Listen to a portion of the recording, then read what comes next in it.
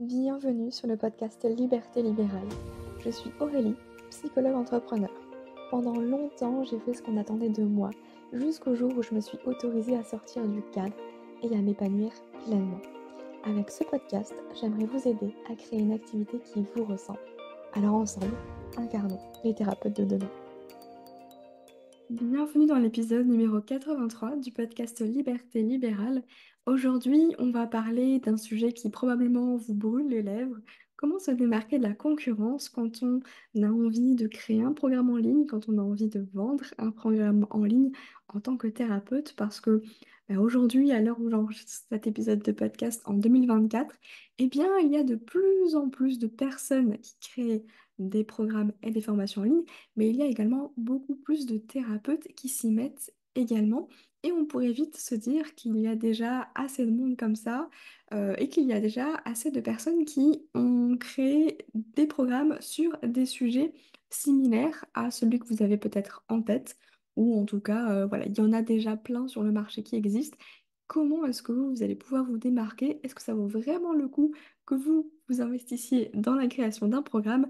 Alors laissez-moi vous dire que oui, parce que pour se démarquer, pour moi, il y a deux choses essentielles. La première, ça va être de créer un programme en ligne sur un sujet très spécifique. Et souvent, l'erreur que l'on fait en général au début, c'est qu'on a envie de tout mettre, mettre toutes nos connaissances, tous les outils, bref, absolument tout ce qui pourrait aider nos futurs élèves, du coup, hein, nos futurs clients dans un programme. Le problème, c'est qu'en faisant ça, eh bien, on se perd complètement parce que vous avez certainement déjà entendu cette fameuse phrase, quand on parle à tout le monde, ben, on parle à personne. Et c'est justement ça le problème. Pour se démarquer, pour vraiment sortir du lot, eh ben, il faut être hyper précis, hyper spécifique. Ça veut dire que créer un programme, par exemple, sur la confiance en soi, c'est encore pas assez précis. On peut affiner de plus en plus hein, la méthode de l'entonnoir. On pourrait se dire, bah, je vais créer un programme en ligne pour aider les femmes à avoir plus confiance en elles. Alors c'est déjà mieux, mais c'est même pas encore suffisant. On pourrait aller encore plus loin en ciblant, je ne sais pas, les mamans, les entrepreneurs ou un sujet bien précis autour de la confiance en soi. Ça pourrait être bah, prendre la parole sur les réseaux sociaux, prendre la parole en public, en réunion. Bref, que sais-je. Plus vous allez être spécifique, plus naturellement vous allez sortir du lot. Parce que bah, forcément, vous ne vous adressez pas à tout le monde. Et contrairement à ce que l'on peut penser, eh bien, ça ne ferme pas des portes, bien au contraire, ça ouvre tout un tas de portes parce que vous serez justement, entre guillemets, catalogué comme la psy, le thérapeute qui euh, travaille sur tel et tel sujet. Donc l'idée, c'est de choisir un sujet qui vous parle, bien entendu, que vous adorez, qui vous passionne. Ça ne veut pas dire que vous êtes enfermé là-dedans, ça veut simplement dire que ça vous permettra de démarrer et de vous démarquer nettement plus facilement avec un sujet hyper spécifique dès le départ. Après, vous allez pouvoir élargir à force bah, justement de vous faire connaître, d'avoir de la visibilité. Ça, c'est pas un souci. Mais si vous voulez sortir du lot tout de suite, bah, soyez hyper spécifique.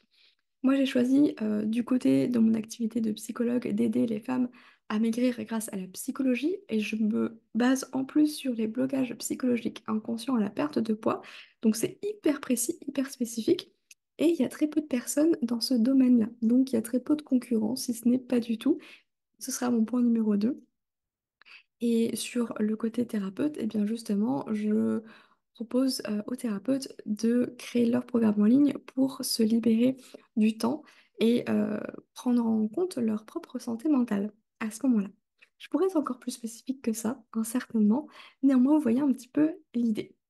Peut-être que c'est ça d'ailleurs qui a fait que vous m'avez connu, que vous êtes là à m'écouter sur ce podcast ou à me suivre sur les réseaux sociaux, que sais-je. Donc, être hyper spécifique, ça vous permet de démarrer, de vous démarquer beaucoup plus vite que toutes les personnes qui font la même chose, entre guillemets, autour de vous dans votre secteur. La deuxième chose, et c'est la chose la plus importante, et peut-être que je vis un peu dans le monde des bisounours, mais je vous le partage quand même, c'est que pour moi, la concurrence n'existe pas. Alors bien sûr qu'on s'entende, la concurrence, c'est simplement une personne qui a les mêmes compétences, entre guillemets, que vous, qui fait la même chose. Et ça veut dire qu'une personne face à vous deux, bah, comment choisir finalement l'une ou l'autre, ça va être par des détails. On veut surtout pas que nos futurs clients nous choisissent pour le prix, c'est-à-dire parce qu'on est moins cher, mais on veut que nos futurs clients nous choisissent parce que c'est nous et parce qu'ils se reconnaissent dans notre histoire, dans nos valeurs, dans notre façon d'être, notre pédagogie, notre personnalité, etc., etc. Et c'est en ça que la concurrence n'existe pas à condition, et à condition seulement, que vous soyez pleinement vous-même. Ne soyez pas ce formateur hyper lisse, sans personnalité, j'ai envie de dire, qui recrache juste un petit peu ses connaissances sans rien donner de lui, entre guillemets, de sa personne. Parce que ce qui va faire qu'on va être attiré par une personne plus qu'une autre, ça va être parce qu'elle dégage, que ce soit son énergie, mais aussi sa pédagogie, son histoire, sa personnalité, ses défauts, ses tics de langage, son humour peut-être un peu pourri, ses métaphores tirées par les cheveux, bref, ses références des années 90 ou sa passion pour ses carnets. Je vous donne des exemples un petit peu comme ça, mais c'est vraiment ça qui va vous permettre de connecter avec les gens et qui va faire que, bah, en fait, avec une personne qui fait la même chose que vous, les gens vont vous choisir vous pour qui vous êtes et non pas uniquement pour ce que vous faites. Bien entendu que le contenu de votre formation en ligne va être hyper important, c'est le premier critère, mais le deuxième, si beaucoup de monde fait la même chose que vous, eh ben, ça va être qui vous êtes et votre façon de le transmettre parce que je ne sais pas vous, mais certainement que vous l'avez bien compris durant nos études, que ce soit primaire, collège, lycée ou même à la fac. Et puis, il y a des profs qui arrivaient nous, à capter notre attention sur des sujets, sur des matières, voilà, je cherchais le mot, qui nous intéressaient pas forcément. Et à l'inverse, il y avait peut-être des profs qui nous ennuyaient profondément alors que la matière nous passionnait de base. On voit bien que ça va être de la responsabilité du formateur aussi à ce moment-là euh, de faire en sorte de capter l'attention, de transmettre à sa manière. Et ça, bah, ça va être aussi bah, la personnalité de chacun. Et c'est OK parce qu'il faut de tout, de toute façon. Donc si vous avez plein de concurrents, c'est une bonne nouvelle. Ça veut dire que vos clients, ils vont avoir le choix. Et s'ils vous choisissent vous, c'est pas uniquement pour le contenu de votre programme, mais c'est aussi pour la façon dont vous allez le délivrer, dont vous allez l'expliquer. C'est d'ailleurs, petit aparté, pour ça que la création de contenu sur les réseaux sociaux, c'est hyper rassurant parce qu'on a l'impression déjà de connaître la personne. Je sais souvent que quand bah, j'envoie régulièrement des newsletters, notamment ma newsletter Les coulisses une fois par mois, les gens ont l'impression de me connaître alors que moi je ne les connais pas forcément parce que du coup je partage des éléments un peu personnels aussi dans cette newsletter. Et c'est à vous de choisir bien entendu ce que vous voulez partager ou non. Et peut-être qu'on en reparlera dans un autre épisode de podcast. Quoi qu'il en soit, oser être soi-même, ça va peut-être un peu à l'encontre de ce qu'on vous a appris durant vos études. Moi, je sais qu'à la fac de psycho, c'était presque... il faut pas être soi, en fait. Faut être psychologue, quelqu'un de neutre, de lisse. Bref, une page blanche, la fameuse page blanche.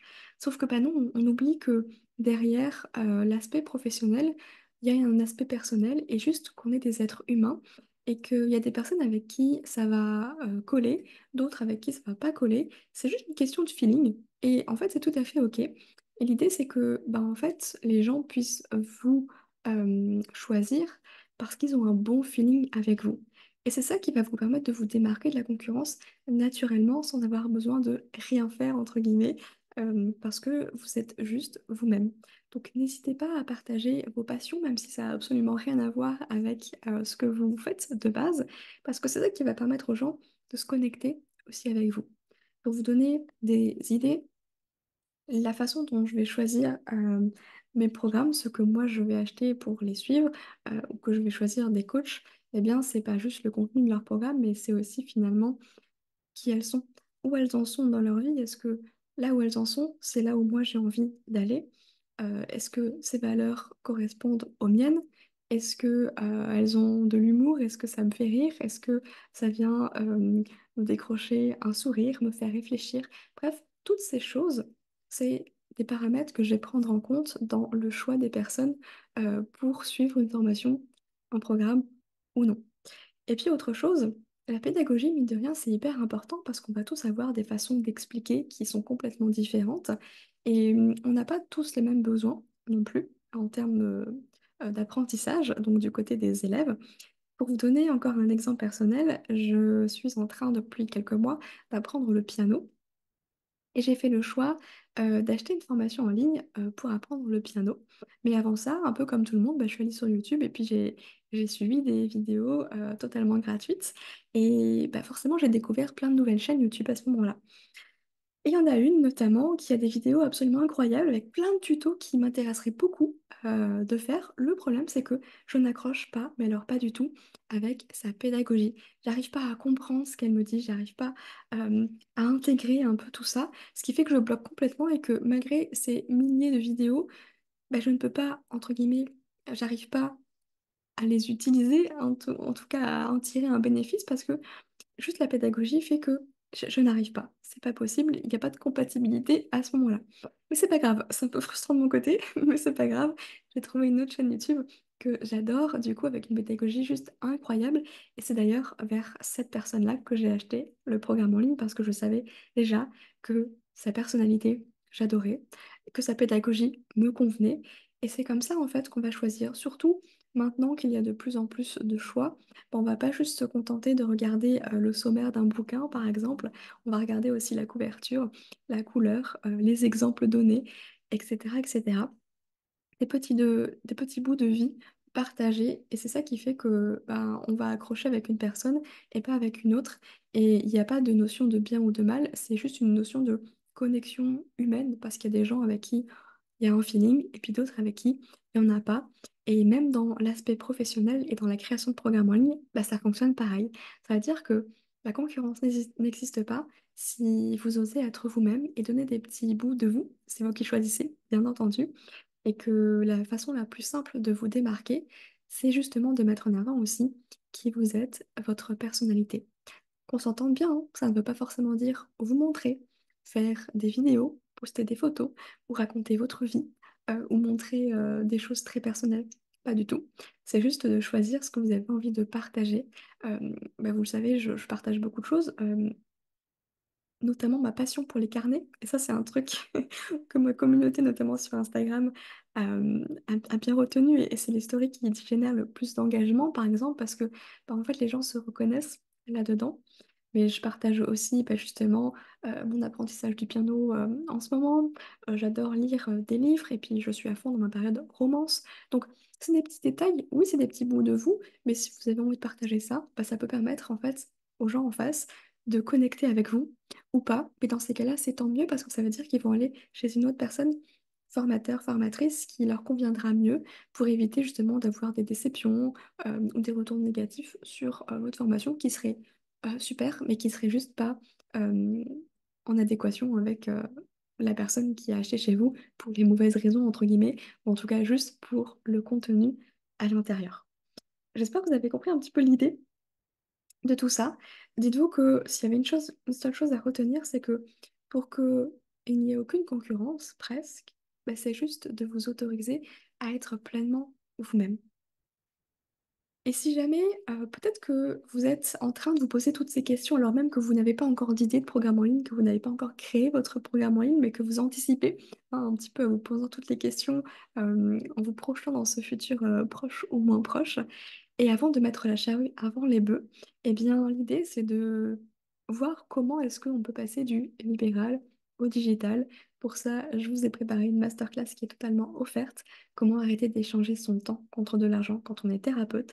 Je vous partage les erreurs à ne pas commettre, mais également les étapes à suivre pour créer un programme en ligne rentable. Donc, si jamais vous avez envie d'en savoir plus, je vous mets le lien dans la description de cet épisode de podcast. Vous avez presque une heure de contenu, formation totalement gratuite avec une proposition à la fin pour rejoindre du coup le programme L'école Liberté Libérale. Ça vous permet d'avoir un aperçu aussi de ma personnalité, de ma pédagogie, de ma façon de transmettre les choses pour voir si ça passe ou ça casse, tout simplement. Je vous mets tout ça dans la description. Moi, je vous dis à la semaine prochaine. Prenez soin de vous. À très vite. Si vous avez aimé l'épisode, n'hésitez pas à le noter sur votre plateforme d'écoute et partagez-le à un ou une collègue qui a besoin d'entendre ce message. Nous sommes bien plus à vouloir exercer notre métier autrement, mais la peur nous empêche de le faire vraiment. Alors j'espère que ce podcast sera votre safe place. Prenez soin de vous.